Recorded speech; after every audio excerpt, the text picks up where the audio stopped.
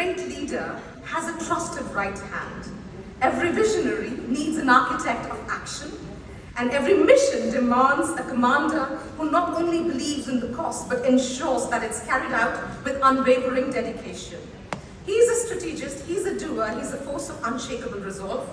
If the spotlight shines on the visionary, it is this person who ensures the vision takes flight.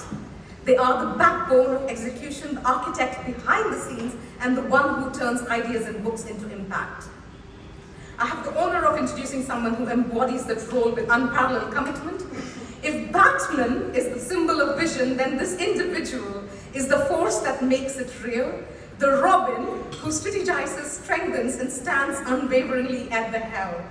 Ladies and gentlemen, please join me in welcoming the steadfast commander, the trusted right hand, and the heartbeat of execution at the Global Tourism Resilience and Crisis Management Center, Professor Lloyd Waller. Come on up, Paul. This is your show.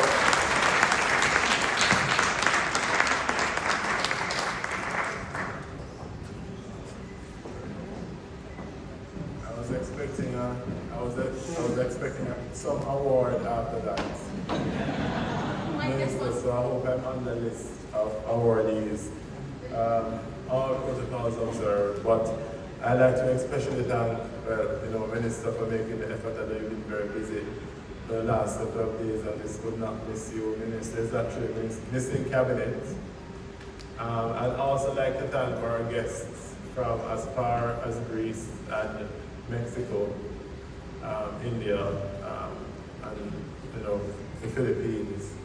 And it was a long journey, and I know that many persons wanted to be here today.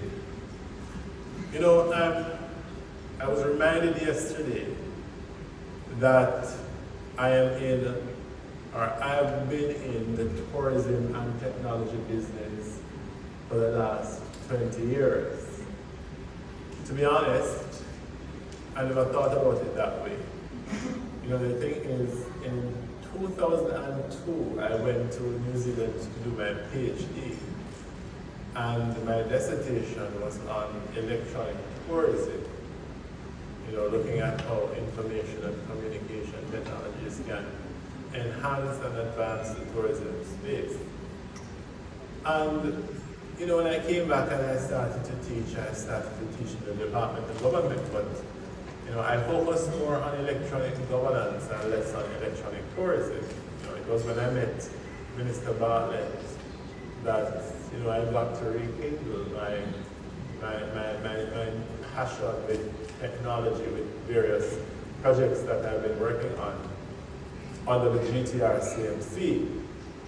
And now 20 years after, to be exact, since I've completed my doctorate, it's now 2025, and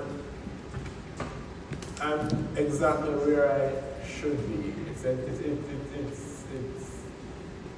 fortuitous, to be quite frank, in that regard, because we're back here looking at focusing on how a different type of technology can advance the tourism space.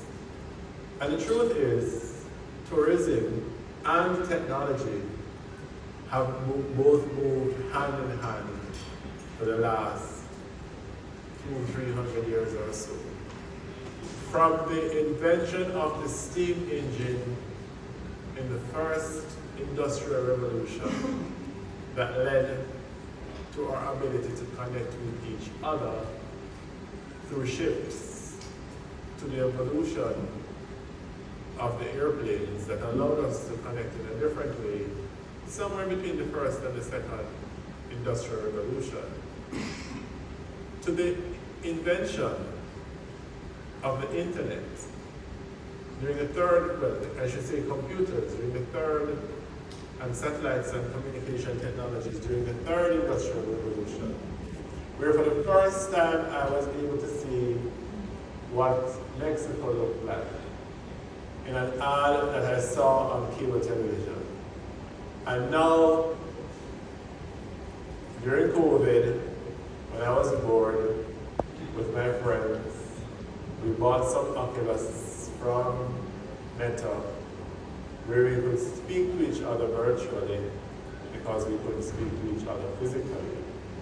And I was able not only to see the lovely Acropolis in Greece, but from that experience eventually went to Greece with those very same friends, because we were so impressed by what we saw virtually, which is a clear indication of how these technologies can work. And with the evolution of artificial intelligence, as we enter into what many of us are now calling the fifth industrial revolution, and behind it, quantum technologies.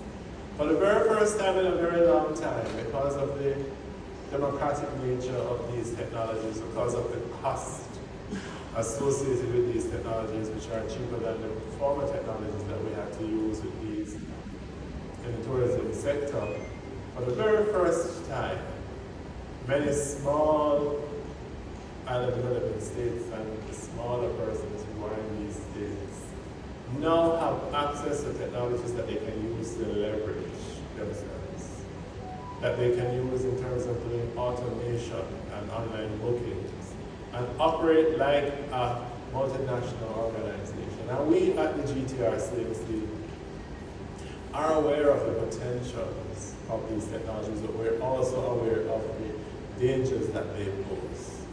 I mean, a combination of artificial intelligence and the use of quantum technologies is a kind of intrusion that even your best data protection, cybersecurity experts will have difficulties fending off. Because these technologies change every day. The minute we problemize one, another emerges. So it's a continuous fight and a continuous race for evolution, and also to find solutions to address the problems as they emerge. And we have already started in terms of building out a number of awareness campaigns, training and capacity building initiatives, and partnerships with some 93 different tech companies around the world, as we try to see how best we can prepare the tourism space for what is to come. This initiative, this conference, this space itself, is a platform for that kind of conversation about what's next, for partnership, for information sharing, and for us to learn about the technologies that we thought we are so afraid to get some information about. And we're so very happy to be a part of this solution.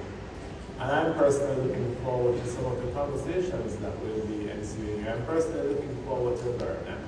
I saw some of the presenters and some that I know, and I'm very interested in trying to get some insights into their perspectives on some of these topics. Thank you very much, everyone, for coming, and I look forward to the conversations today. Thank you.